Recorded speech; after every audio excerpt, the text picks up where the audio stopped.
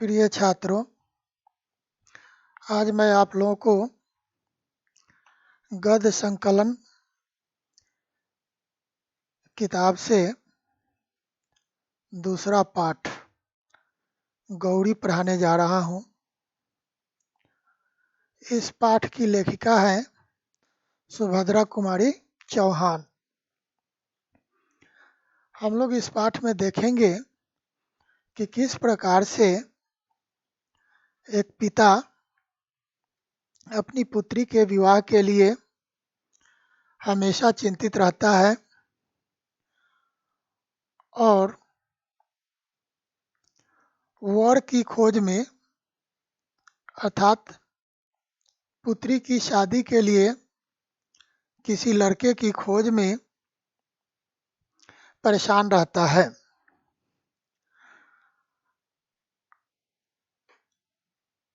और माता पिता की परेशानी को देख करके बेटी मन ही मन अपने आप को बोझ समझने लगती है। वह समझने लगती है कि माता पिता की चिंता का कारण मैं ही हूँ। यदि मैं न होती तो मेरे माता पिता इतने चिंतित नहीं होते। तो देखते हैं कि किस प्रकार से यह कहानी आगे बढ़ती है। इसमें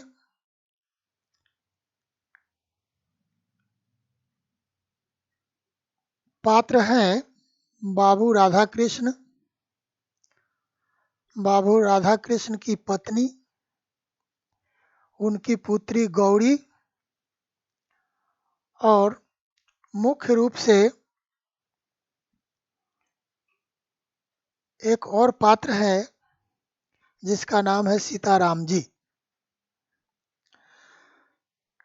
तो सीताराम जी और गौरी इन दोनों के ही इर्द गिर्द यह पूरी कहानी घूमती है। कहने का मतलब कि कुल मिलाकर के इसमें मुख्य पात्र के रूप में सीताराम जी और गौरी ही आएंगे। बाकी जो हैं सपोर्टिव रोल में हैं। तो आइए देखते हैं। गौरी के पिताजी गौरी के लिए वर ढूंढने गए थे और जहाँ गए थे वहाँ से वर को देखकर लौट कर आए थे और लौट कर आने के बाद जो उनकी मानसिक स्थिति थी वहीं से कहानी शुरू होती है। तो देखिए, अब सीधे पाठ पर आ जाते हैं।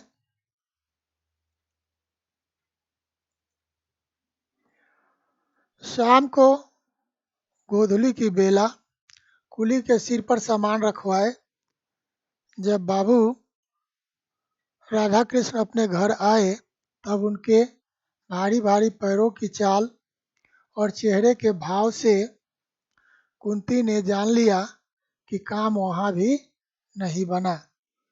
कुली के सिर पर से बिस्तर उतरवाकर बाबू राधा कृष्ण ने उसे कुछ पैसे दिए। कुली सलाम करके चला गया और वे पास पड़ी एक आराम कुर्सी पर, जिसके स्प्रिंग खुलकर कुछ ढीले हो गए और ढीले होने के कारण इधर उधर फैल गए थे, गिर पड़े। पहले इतना ही को समझते हैं। शाम का समय था, जहाँ वर देखने गए थे, लड़का देखने गए थे, वहाँ से लौट कर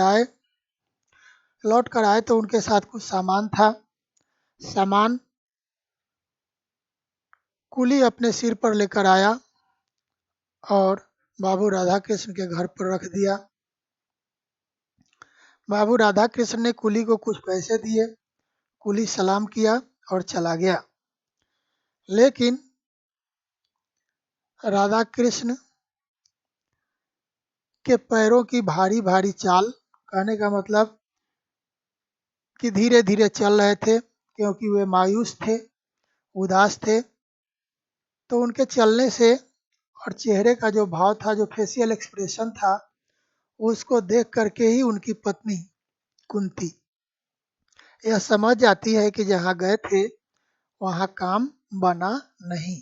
कहने का मतलब यह है कि या तो इन्हें लड़का पसंद नहीं आया होगा, या लड़के वालों ने हम लोगों को नापसंद कर दिया होगा, या ऐसा भी हो सकता है कि दोनों तरफ से ही एक दूसरे को पसंद आए होंगे, तो बीच में रुपए पैसे अड़चन बनकर आ गए होंगे। शादी विवाह में जानते हैं कि हर तरह से घर वर मिल जाता है। लड़के वालों का स्टेटस लड़की वाले को पसंद आता है, लड़की वालों का स्टेटस लड़के वाले को पसंद आता है, लेकिन बीच में फिर रुपए पैसे की लेन देन आ जाती है। तो ऐसी परिस्थिति में बात नहीं बनती है, तो किसी न किसी कारण से बात नहीं बनती है। बहुत सारे फैक्टर इसमें काम करते हैं। तो वे एक आराम कुर्सी उनके घर में थी जिसके स्प्रिंग ढीले हो गए थे, उस पर वे बैठ गए। और आप सभी जानते हैं जिस कुर्सी के स्प्रिंग ढीले हो जाएं, पैर ढीले हो जाएं, तो उस पर बैठने से चरमराहट की आवाज़ आती है। उनके इस प्रकार से स्प्रिंग उनके इस प्रकार बैठने से स्प्रिंग आपस में टकराए, जिससे एक प्रकार की झनझन की आवाज़ हुई। यह मैंने पहले ही कह दिया है कि जिस कुर्सी का स्प्रिंग ढीला हो गया होता है, या यदि वुडन लकड़ी की कुर्सी है और उसके पैर ढीले हो गए हैं, तो बैठने से चरमराहट की आवाज़ आती है। लेकिन यहाँ स्प्रिंग जो है वह लोहे की है, इसलिए यहाँ झनझन की आवाज़ आई। पास ही बैठे कुत्ते ने कान उठाकर इधर उधर देखा, फिर भौं भौं करके भौंक उठा। कहने का मतलब कि कुत्ता निश्चिंत सो रहा था। कुर्सी पर बैठने से स्प्रिंग से जो आवाज़ आई, उस आवाज़ के कारण कुत्ता सजग हो गया और इधर उधर देखा और उसके बाद भौंकना शुरू कर दिया। इसी समय उनकी पत्नी कुंती ने कमरे में प्रवेश किया। काम की सफलता या असफलता के बारे में कुछ भी न पूछकर कुंती ने नम्र स्वर में कहा, चलो हाथ मुंह धो लो, चाय तैयार है। कहने का मतलब कुंती तो समझ ही गई थी कि वहाँ कुछ बात बनी नहीं। जब बात बनी नहीं तो फिर वहाँ के विशेष समाचार को जानने की ज़रूरत क्या है, क्योंकि बाबू राधा कृष्ण के हाव भाव से ही कुंती समझ गई थी कि वहाँ कुछ काम बना नहीं। इसलिए कुंती ने नम्र स्वर में अर्थात पोलाइटली कहा कि चलो हाथ मुंह धो लो, चाय तैयार है। राधा कृष्ण चौंक पड़े और बोले, चाय? चाय के लिए तो मैंने नहीं कहा था। कहने का मतलब कि बाबू राधा कृष्ण ने कहा नहीं था कि चाय बनाओ, लेकिन चाय बन गई। तो ये चौंक पड़े और इन्होंने कहा कि मैंने कहा तो नहीं था चाय बनाने के लिए, तुम चाय के लिए बोल रही हो। नहीं कहा था तो क्या हुआ, पी लो चलकर। कुंती ने आग्रह पूर्वक कहा, रिक्वेस्ट करते हुए कुंती ने कहा कि चाय बनाने के लिए नहीं कहा था तो क्या हुआ, चलो चाय पी लो। अच्छा चलो, कहते हुए राधा कृष्ण जी पत्नी के पीछे पीछे चले गए। कहने का मतलब कि राधा कृष्ण तैयार हो गए और चाय पीने के लिए चल दिए।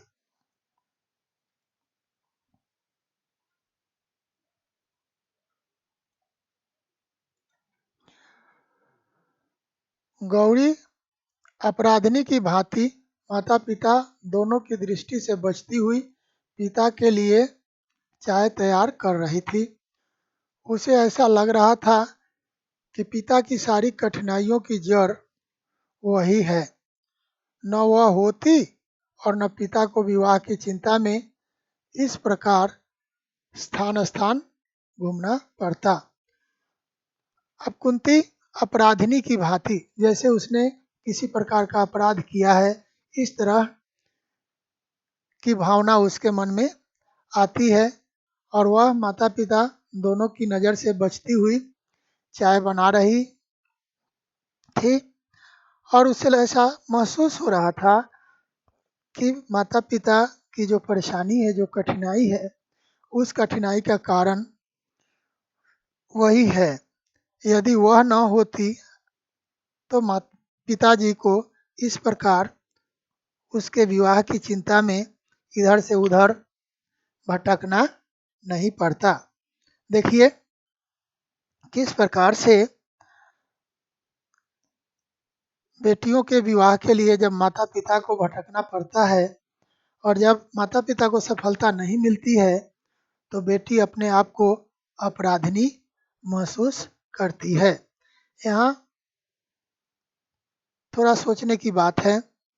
सोचने की बात यह है कि आज हमारे समाज की बनावट ऐसी हो गई है, समाज के लोगों की मानसिकता ऐसी हो गई है कि चाहे वर कैसा भी हो, कन्या कैसी भी हो, लेकिन मुख्य रूप से धन दौलत को ही मिलाया जाता है, अपने स्टेटस को मिलाया जाता है और उसी आधार पर रिश्ता तय होता है। वह मुख खोलकर किस प्रकार कह दे कि उसके विवाह के लिए इतनी परेशानी उठाने की आवश्यकता नहीं है। लड़कियां पहले मुंह नहीं खोलती थी, आज के ज़माने में मुंह खोल रही हैं। ज़माना बदल गया है, लोग संकोच नहीं करते हैं, बच्चों के साथ भी बातें साझा करते हैं, शेयर करते हैं, उनकी भी राय ली जाती है, उनका भी विचार समझा जाता है।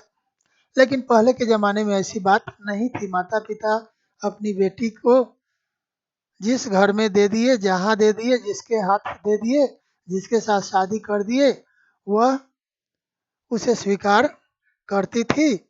अच्छा हुआ तो खुश रहती थी, बुरा हुआ तो जिंदगी भर घूट घूट कर जीती थी। तो गौरी यहाँ सोचती है कि वह जाकर कैसे कहे, क्योंकि उस समय लड़कियां अपना विचार शेयर नहीं करती थी, अपना भाव प्रकट नहीं करती थी। किस प्रकार जाकर कह दे कि मेरे विवाह के लिए आप लोगों को इतनी परेशानी उठाने की ज़रूरत नहीं है। माता पिता चाहे जिसके साथ शादी करें वह सुखी रहेगी, न करे तो भी वह सुखी रहेगी। कहने का मतलब उसने ये सारी बातें कहने के लिए ये सारी भावनाएं उसके मन में उठ रही हैं कि वह कह दे कि आपके पास रुपए पैसे उतने नहीं हैं तो उतना बड़ा घर में जाने की ज़रूरत नहीं है, उतना धनी लड़का के पास जाने की ज़रूरत नहीं है। आप मेरी शादी जहाँ कर देंगे मैं सुखी रहूँगी, मेरी शादी न करेंगे फिर भी मैं सुखी रहूँगी। ये सारी भावनाएं उसके मन में उठ रही थी, लेकिन वह कहे तो कैसे कहे, क्योंकि लोक लज्जा उसे ऐसा कहने से रोक रही थी। जब विवाह के लिए उसे जरा भी चिंता नहीं, तब माता पिता इतने परेशान क्यों रहते हैं? गौरी यही नहीं समझ पाती थी। गौरी का यह मानना है कि मैं खुद अपने विवाह के लिए जरा सा भी चिंता नहीं कर रही हूँ, तो फिर मेरे माता पिता इतने चिंतित क्यों है, इतने परेशान क्यों है?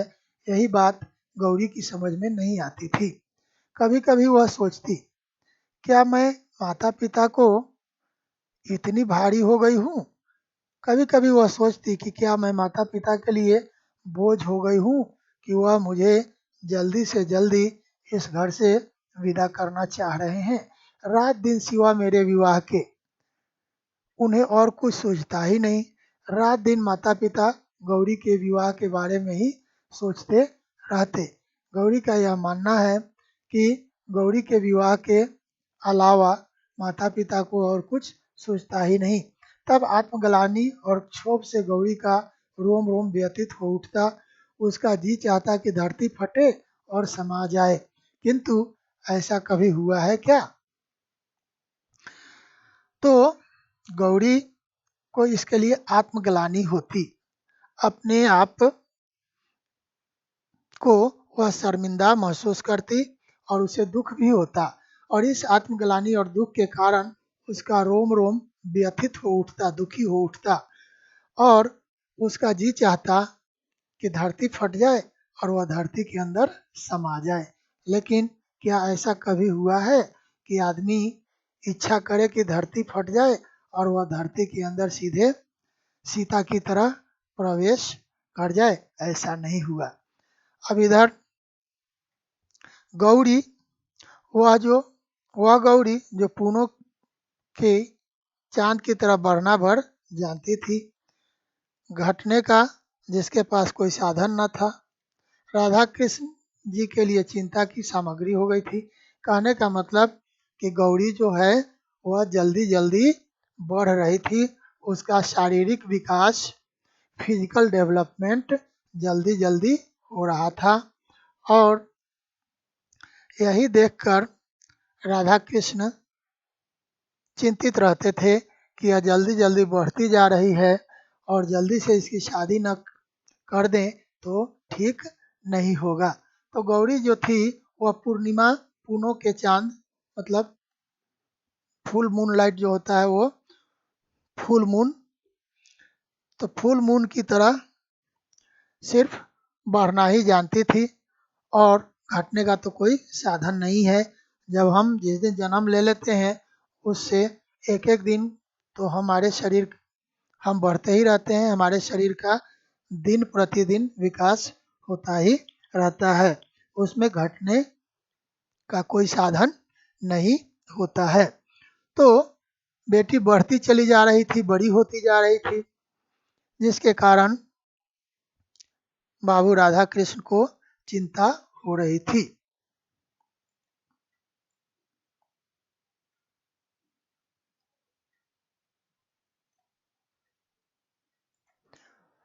उसका विवाह वे योग वर के साथ करना चाहते थे। वे चाहते थे कि उसका विवाह किसी योग वर के साथ करें, जो उसके लायक हो उसके साथ करें। यही सबसे बड़ी कठिनाई थी, यही सबसे बड़ी कठिनाई थी कि उसके लायक वर खोज रहे थे।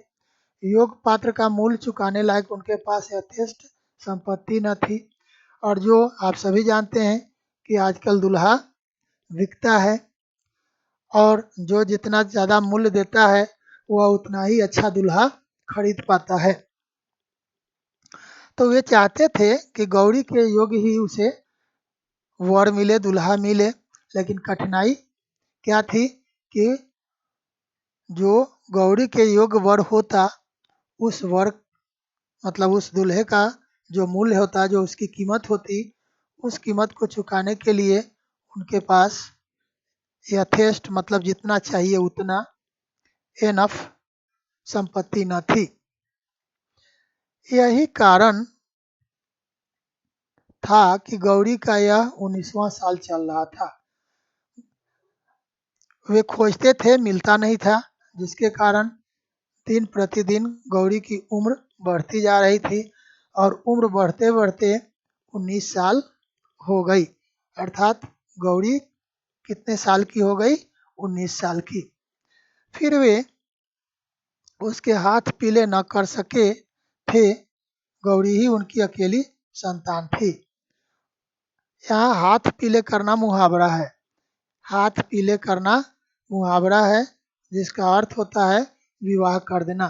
तो गौरी उनकी अकेली संतान थी और उसका विवाह वे नहीं कर पाए थे।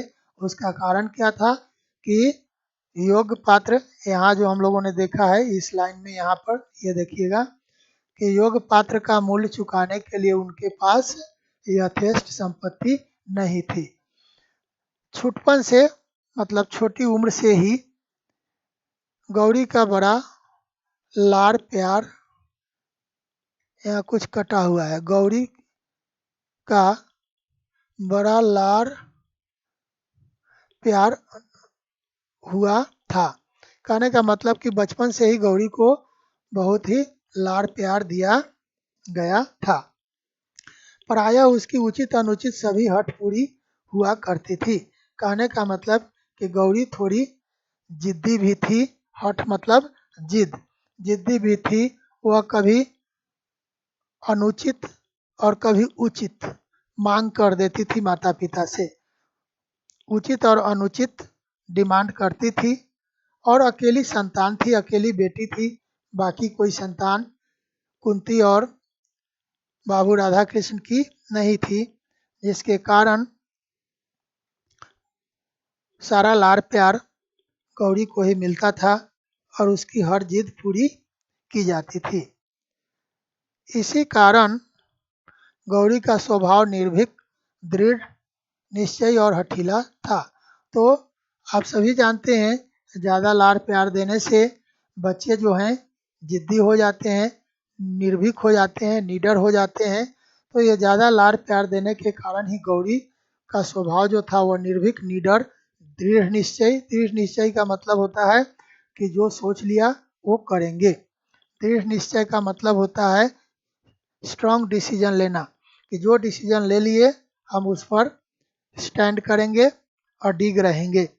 तो वह दृढ़ निश्चयी भी थी और जिद्दी भी थी।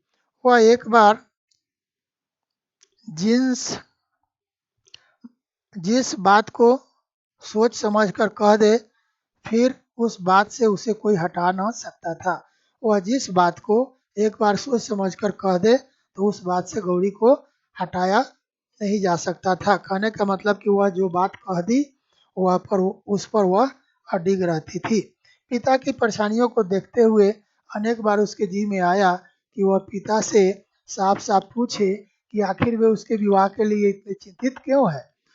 अब पिताजी की परेशानी को देखकर कई बार उसके मन में आया, अनेक बार मतलब कई बार उसके मन में आया कि जाकर वह पिताजी से साफ साफ पूछे कि आप मेरी शादी के लिए, मेरे विवाह के लिए इतने चिंतित क्यों हैं। वह स्वयं तो विवाह को इतना आवश्यक नहीं समझती, जब गौरी खुद ही यह नहीं समझ रही है कि विवाह उतनी जरूरी है। और अगर पिता विवाह को इतना अधिक महत्व देते हैं तो फिर पात्र और कुपात्र क्या। और फिर ये भी मानना था कि जब आप विवाह को इतना ही इम्पोर्टेंट मानते हैं, महत्वपूर्ण मानते हैं, तो फिर आप पात्र और कुपात्र की खोज क्यों कर रहे हैं, किसी से भी कर दीजिए। पात्र और कुपात्र का मतलब हुआ लायक और नालायक। पात्र और कुपात्र, लायक और नालायक। तो आपको लायक और नालायक देखने की जरूरत क्या है। जब विवाह को आप इतना ही महत्वपूर्ण समझते हैं तो किसी के साथ कर दीजिए। विवाह करना है, कर दे किसी के साथ, वह हर हालत में सुखी और संतुष्ट रहेगी। आप जहाँ रख देंगे, जिस घर में रख देंगे, नालायक के साथ कर देंगे, लायक के साथ कर देंगे, मैं खुश रहूंगी, संतुष्ट रहूंगी। उनकी यह परेशानी, इतनी चिंता अब उससे सही नहीं जाती। कहने का मतलब कि पिता की परेशानी और पिता की चिंता अब गौरी से देखी नहीं जा रही है। किंतु संकोच और लज्जा जबान पर ताला सा डाल देते। कहने का मतलब पहले ही मैंने कहा कि लोक लज्जा के डर से, संकोच मतलब हेजिटेशन के डर से उसके जबान पर ताला लग जाता। कहने का मतलब कि वह बोल नहीं पाती। जबान पर ताला लगाना एक मुहावरा है ना। इसको भी देखिएगा, याद रखिएगा। मैं इसीलिए यहाँ पर थोड़ा इम्फेसाइज कर रहा हूँ, इसको दिखा रहा हूँ। जबान पर ताला लगना मतलब बोली बंद हो जाना, चुप रह जाना। जबान पर ताला लगाना, लगना मतलब चुप कर देना, बंद कर देना। और जबान पर ताला लगाना मतलब खुद लगाना, मतलब चुप हो जाना, कुछ कह ना पाना। तो लोक लज्जा, लोग क्या कहेंगे, लोक लज्जा का मतलब होता है कि लोग उस पर अपना रिमार्क्स क्या देंगे, कमेंट क्या करेंगे, उनकी अभिव्यक्ति क्या होगी, उनका ऑब्जर्वेशन क्या होगा। उनकी धारणा क्या होगी, अवधारणा क्या होगी। इन सारी बातों को सोच करके गौरी चुप हो जाती थी, कह नहीं पाती थी। हजार बार निश्चय करके भी वह पिता से यह बात न कर सकी। हजार बार उसने निश्चय किया कि पिताजी को मैं यह बात बताऊंगी, लेकिन वह नहीं बता सकी, क्योंकि यहाँ संकोच और लोक लज्जा, संकोच और लोक लज्जा ये दोनों ने उसकी जुबान पर ताला लगा रखे थे।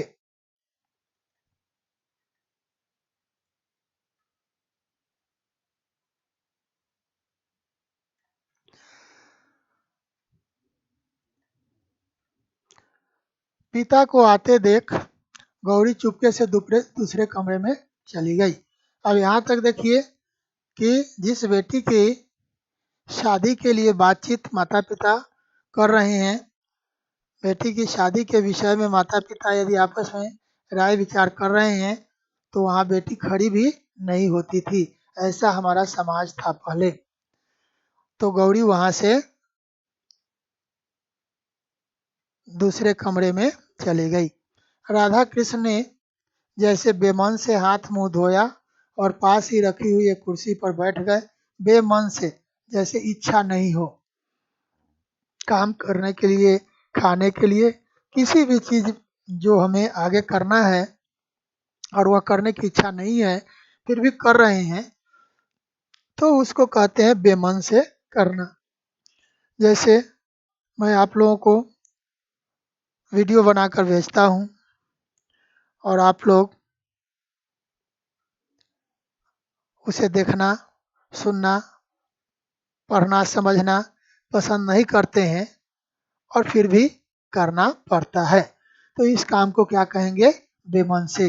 उदाहरण कहीं दूर से क्यों दूं, आप ही लोगों से दे देता हूँ, आप लोगों को समझने में आसान होगा। वहीं एक मेज पर कुंती ने चाय और कुछ नमकीन पूड़ियाँ पति के सामने रख दी। पूड़ियों की तरफ राधा कृष्ण जी ने देखा भी नहीं, चाय का प्याला उठाकर पीने लगे। जैसा कि पहले ही मैंने कहा कि यह काम, चाय पीने का काम भी वे बेमन से करने जा रहे थे। तो ऐसी परिस्थिति में जब उनके सामने चाय आई, कुछ नमकीन पूड़ियाँ आई, तो उन्होंने पूड़ियों की तरफ देखा भी नहीं और चाय उठाकर पीना शुरू कर दिया। ऐसी कन्या को जन्म देकर जिसके लिए वर ही न मिलता हो, कुंती स्वयं ही जैसे अपराधिनी हो रही थी। अब कुंती खुद अपने आप को अपराधिनी महसूस कर रही है, दोषी महसूस कर रही है कि मैंने ऐसी बेटी को जन्म दिया कि जिसके लिए वर ढूंढने से नहीं मिल रहा है। कुंती ने डरते डरते पूछा, जहाँ गए थे क्या वहाँ भी कुछ ठीक नहीं हुआ? कुंती ने पूछा कि जहाँ गए थे आप वर देखने, तो क्या वहाँ कुछ ठीक नहीं हुआ? तो राधा कृष्ण जी आवाज देते हैं, नहीं, यह बात नहीं है। कहने का मतलब कि ठीक नहीं हुआ, वहाँ कुछ बात पक्की नहीं हुई, ऐसी बात नहीं है ना, सब कुछ ठीक ही लगा। कुंती ने उत्सुकता से फिर पूछा, तो फिर क्या बात है, लड़के को देखा है आपने? कहा कि जब ऐसी बात नहीं है तो फिर बात क्या हुई, क्या आपने लड़का देखा? राधा कृष्ण ने कहा, हाँ देखा, अच्छी तरह देखा। कहा राधा कृष्ण जी फिर चाय पीने लगे और अपनी बात पूरी नहीं की, बोले कि हाँ देखा, अच्छी तरह से देखा। और हूँ, जब निराशा मन में होती है तो हूँ शब्द, आवाज मुंह से निकल जाता है। फिर चाय पीने लगे। कुंती की समझ में यह पहेली न आई, यह पहेली जो है कुंती की समझ में नहीं आई। उसने कहा, जरा समझा कर कहो, तुम्हारी बात तो समझ में ही नहीं आती, जरा समझा कर तो कहो, तुम्हारी बात तो समझ में ही नहीं आती। तो छात्रों 2 पेज हो गया और लगभग आधा घंटा हो गया है, तो इससे बड़ा वीडियो बनाना ठीक नहीं होगा। इसे आगे हम लोग दूसरे लेसन में दूसरे में देखेंगे। तो आप लोगों ने देखा कि अभी जहाँ से वर देख करके राधा कृष्ण आए हैं, उस वर के बारे में यहाँ अपनी पत्नी कुंती को बताएंगे। तो अगले लेसन में हम लोग वहाँ से शुरू करेंगे, जब बाबू राधा कृष्ण जिस वर को देख कर आए थे उस वर के बारे में अपनी पत्नी को बताएंगे। तो फिलहाल आज के लिए इतना ही। आशा करता हूँ कि आप लोगों को समझ में आएगा, और सबसे बड़ी बात है कि ईमानदारी पूर्वक पढ़ने समझने की कोशिश कीजिए, तभी ये सारी बातें समझ में आएंगी। जब आप कोशिश ही नहीं करेंगे तो फिर जो कोशिश नहीं करता है उसके लिए तो क्या हल्का, क्या भारी, क्या आसान, क्या कठिन, क्या सरल, क्या कठिन, ये दोनों बात कुछ मतलब ही नहीं रखती है। धन्यवाद।